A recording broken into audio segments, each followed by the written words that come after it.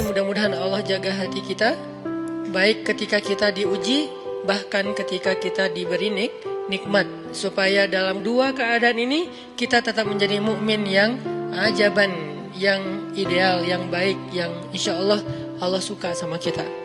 Kalau diuji sabara fakana khairallah, kalau diberi nikmat syakara fakana khairallah.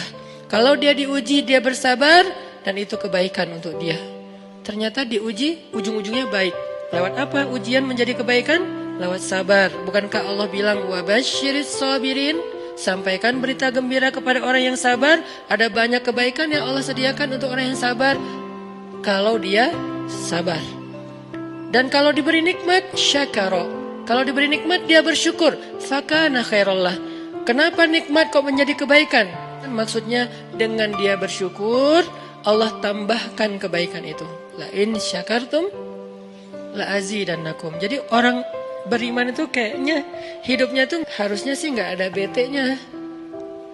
Hidupnya tuh nggak ada istilah, aduh hari ini gue kayak rugi banget nih. Nggak ada orang yang beriman rugi. Kan hidup kita tuh di antara dua itu kan. Cuman varian ujian itu aja macam-macam. Varian ujian itu misalnya kalau di surat Al-Baqarah Allah menyebutkan 3 varian ujian kan.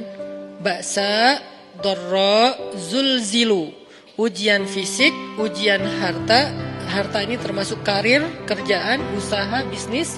Dan ujian zulzilu, ujian perasaan, termasuk diputusin, atau orang yang dekat sama kita jadian sama yang lain, atau mungkin di-unfollow oleh ya gitu deh. Jadi 3 varian ini masuk kategori apa?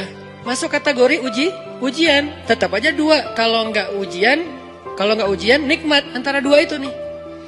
In asabathu sarra syakara wa in asabathu dharra sabara. Udah gitu aja. Dan nanti bahkan sampai ayatnya gini. Alladzina yunfiquna fis sarra'i wad dharra. Orang yang tetap beramal soleh lewat hartanya, dalam keadaan dia berkelebihan atau dalam keadaan dia kekurangan. Itu mukmin, keren banget gitu. Dia tuh nggak pernah kehilangan kesempatan berbuat baik. Baik beramal soleh ketika dia dalam keadaan dikasih nikmat, maupun beramal soleh ketika dia dikasih ujian, tetap aja beramal soleh.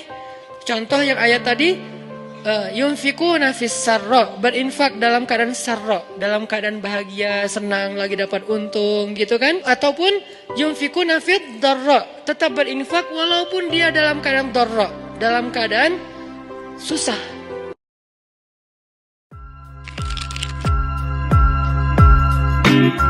Thank you.